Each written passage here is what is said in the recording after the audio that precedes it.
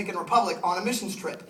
And so, yeah, which was really cool. But they're all home. Yes, they all went and they all came back. How many know that's awesome? Yes, okay. And so I just thought real quick that we're putting together a whole video. You can see what went on down there, what they did. Some of you played a part in them going. It's awesome. But I just thought real quickly I'd ask a couple of the guys to share, because the thing about going on missions is it is just a life-changing thing. There's just nothing like getting out of your comfort zone and going away on a short-term mission trip to really give you perspective on God's call on your life. And so I thought it'd be great for you to get a chance to hear very quickly from, this is Chris Tremblay and Ian Simpson, for those of you that don't know these guys. And I just asked them to share for maybe 60 seconds each about their experience down there in the Dominican. Go ahead, Chris. Well, good morning.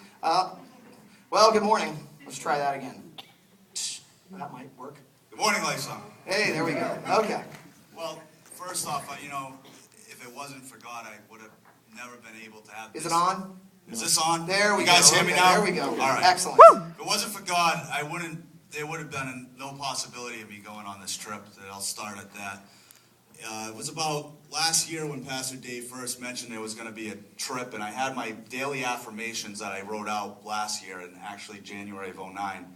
And we were supposed to go in September, I believe, was the first one.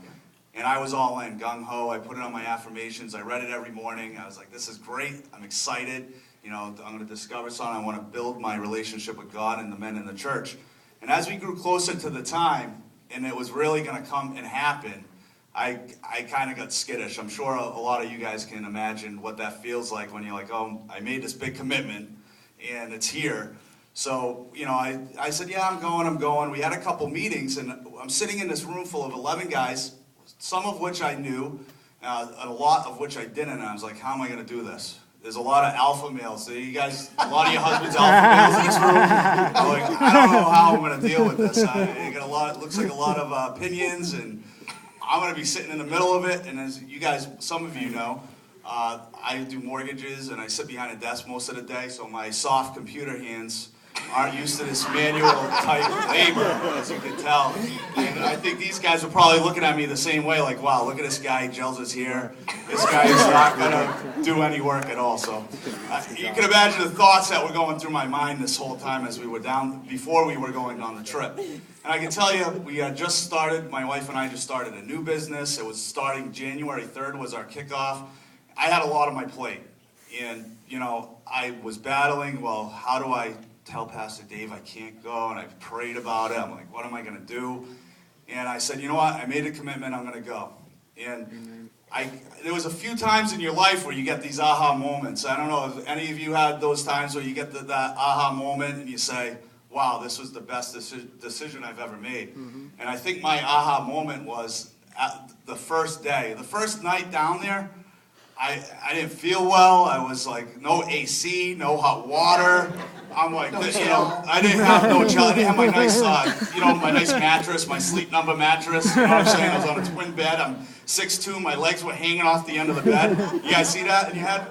Well, that was me. I'm like, oh man, what's going on here? And the first day, 11 guys got together, went out there, and worked their hearts off. I mean, we got more done, and Dr. Ian here will, I'm sure, allude to this.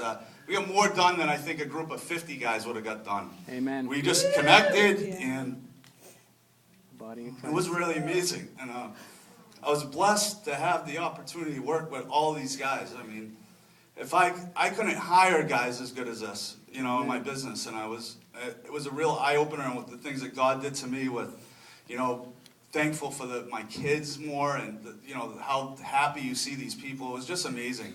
And I want to close so Dr. Ian can take the floor. What I can tell you is this: anyone who would ever think of or want to discover what this feels like to actually go on this trip, I can tell you right now, there's 11 spots already locked for next year. Amen. All right, you guys out there agree with that?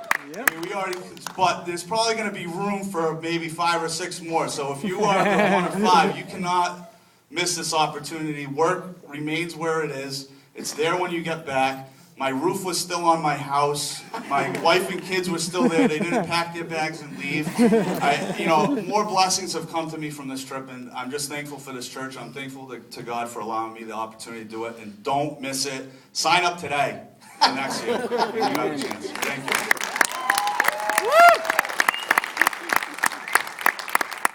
was a little bit more than a minute. But, those guys that were there... I think he took your minute too, so you got 4 seconds. Took my minute there. I think my most important thing, and the reason what took me is I really wanted to go, but I wanted to go because I saw the change in my wife when she came back from her mission trip to Dominican. And Chris's wife also went there as well, so I think he might have also had that initial angst to just get in there and want to take the floor and be part of that team. You know, I was also nervous when I first saw the group, and I knew most of the guys, you know, some by name and some, you know, more personally. But that first day getting down there, everything kind of just wrapped around. There weren't any guys, you know, trying to take the floor and be dominant. We basically gave the floor to people that we knew had experience in construction. Certainly wasn't Chris. Certainly wasn't me either. And I tell you what, you know, 2 guys, Lenny and Bob, hats off, man. Woo! Yeah! And God was working through you. And I know that even though I lost my father, I know that I have 2 more. Amen. You guys are fantastic, man. You know, so as I said, my wife was instrumental in, are we going to make it? Are we going to get the money together? Is our business going to be okay? And Arlene was just a driving force. And obviously, through what she felt, when she was down there, God was working through her, and she came back a changed person, and just so much deeper. And I wanted that. So for you guys that are not connected in groups, understand you're important to that group. Every single one of you will make a difference. Every single one of those guys on that trip made a difference and made it what it was. If one of you didn't come, even though Brian didn't make it, we were expecting Brian to make it at the last minute, but it was fantastic. And having those 11 guys all contribute to just a massive project just made it so much more, so worthwhile. So as Chris said, there's 11 spots taken, there's 22 rooms, 22 beds. So, you know, sign up, get yourself in a group, and get yourself on a missions trip. It's the next step to getting to another level. Good job. Come on, give these guys.